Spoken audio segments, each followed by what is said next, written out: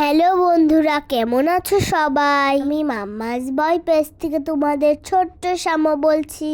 এটা আমার সপ্তমীর ব্লগ। দুর্গাপূজা শুরু হওয়ার পর থেকে তো বাসায় থাকতে ইচ্ছা করে না।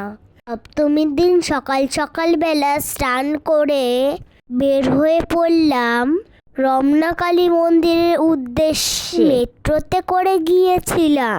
সেই দিনও অনেক গরম ছিল, তারপরেও কি আর করা, ঘুরতে তো হবেই। পূজা তো আর প্রতিদিন আসে না।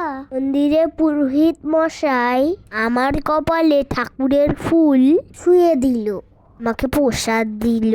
তারপরে আমি চলে গেলাম পাশের দুর্গা মন্দিরে। এখানে প্রতিমা দেখে আমি চলে গেলাম জগন্নাথ হলে। গিয়ে দেখি ওইখানে প্রসাদ দিচ্ছে। আমিও তাড়াতাড়ি একটু প্রসাদ নিয়ে নিলাম। তারপরে মাকে প্রণাম করলাম। একটু ঘোরাফেরা করে চলে গেলাম ঢাকেশ্বরী মন্দিরে।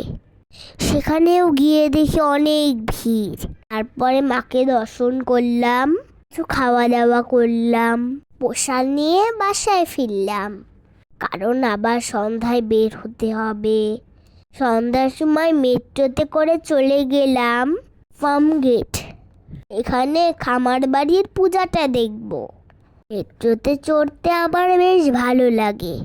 জায়গাগুলো মেট্রো যায়, আমি সবসময় চেষ্টা করি এখানে মেট্রোতে করে যেতে।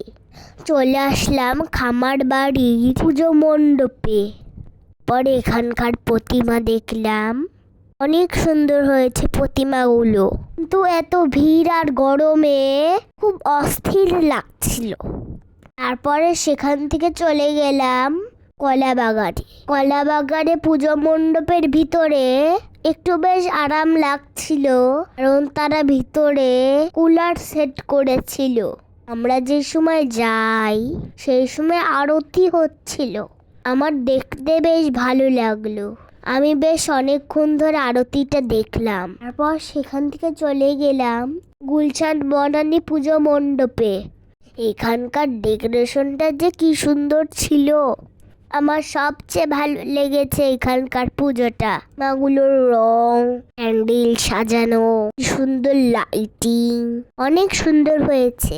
এই পাঞ্জাবিটা পরেছি, এটা বাবা গিফট করেছে। আর সন্ধ্যায় যে ড্রেসটা পরেছিলাম সেটা বড় ফুপি গিফট করেছে। আমার তো পূজায় অনেক জামা হয়েছে। আজকের মতো এই পর্যন্তই। ভালো থেকো সবাই। আসবে অষ্টমীর ব্লগ। সবাইকে শুভ সপ্তমী। Tata, bye bye. ভালো থেকো কিন্তু।